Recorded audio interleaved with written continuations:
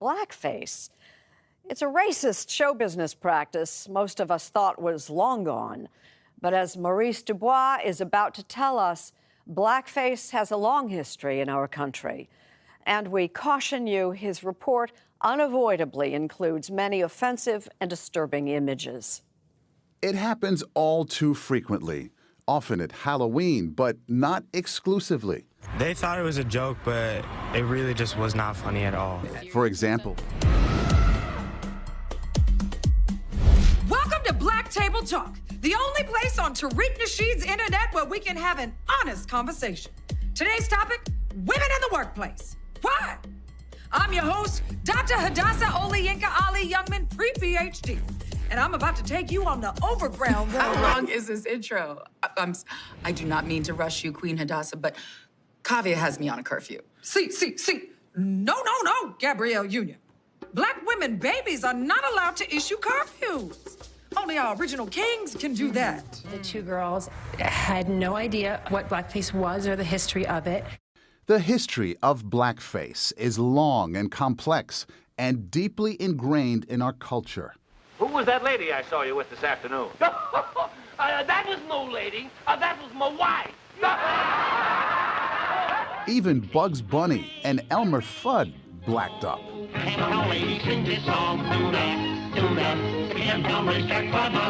Fantastic, isn't it? For more than 100 years, white and then black performers wore dark makeup and created not only a popular theatrical form, but stereotypes that are still with us today. This makes you uncomfortable, doesn't it? Absolutely. It does make me feel uncomfortable to talk about these things because they are incredibly disturbing and revolting. Eric Lott, a professor at the Graduate Center of the City University of New York, says blackface represents a strange mix of envy, fascination, desire, and fear. Explain the fear part to me. What are these white performers, what are these white people afraid of? They're afraid of black groups, mobs, rising up and taking the power. This is not your fault. Like Lauryn Hill, you've been miseducated and you're late to the true knowledge. Well, we can get you back. Oh, yes, all you have to do is enroll in my learning center. Is that like a school? Because you need to leave every child behind. Minstrel shows began in the 1830s, and white performers used burnt cork or later black grease paint. Minstrelsy eventually became the most popular form of entertainment in the country. Ah, yes. I asked Margot Jefferson, the Pulitzer Prize-winning critic, to look at some images from the New York Public Library. The shininess of the black against the big white clown's mouth, the hat, the overlong tailcoat, mocking. It always gives me the jolt that racist history does.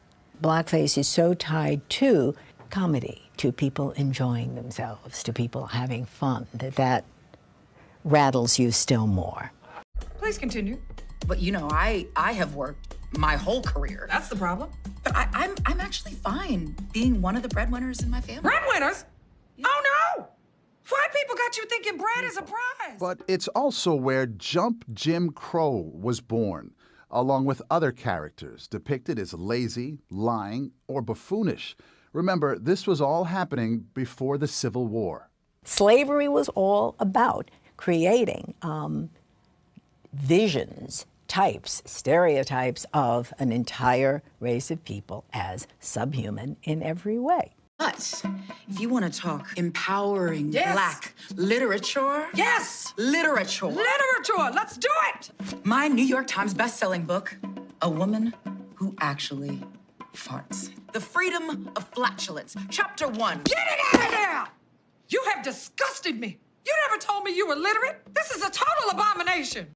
By the 1860s, African Americans began using blackface on stage. Why on earth would a black performer put on blackface and demean him or herself?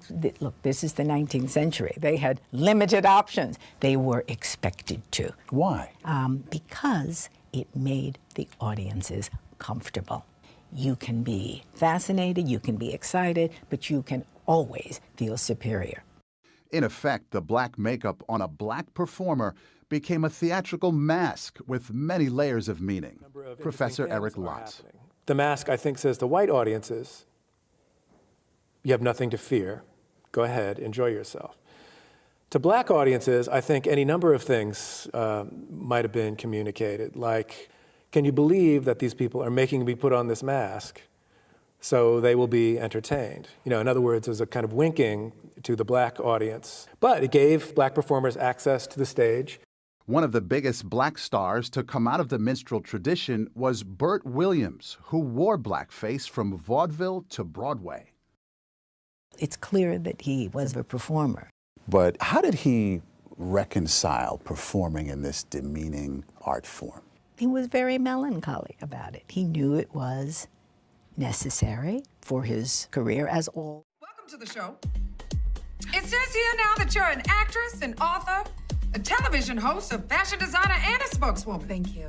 Why so many jobs, and how does your husband deal with this betrayal? Betrayal? I think my husband appreciates a woman. Oh, I'm sorry. Female. Thank you. That makes her own money, is incredibly flexible, and still is able to raise a family. I'm glad you said that. Now, as everybody knows, there are many factors working towards the destruction of the black family. Number one, wedge sneakers. Number two, working women. And if you ask... Aren't you at work right now? I don't get paid for this. I have made no money doing anything. I don't want to look at it. What reaction do you get? I totally understand. Now, Miss Gabrielle, let's talk about your professional goal. Sure. With your king, Dwayne Wade. Oh, shit, okay. Now, how do you feel about your wife out here working like a free-range chicken? Well, I'm sure my cardboard king would love for me to be home a little bit more. And that's supposed to be hilarious. And it's supposed to be really funny. When he grows up. And it goes on. During the golden age of the Hollywood musical, Judy Garland. When he walks down the street, folks will say, pleased to meet Mr. Franklin D. Roosevelt Jones. Fred Astaire, and many others, all blacked up. It's still in the culture. It is too easy, I think, simply to dismiss the history of blackface as that racist stuff. And most of us are better than that. I don't think most of us are better than that. We are that. That's what we are. You know, some people say in order to move forward, we need to put this stuff behind us, as painful, as just upsetting that it may be. Well, you know, any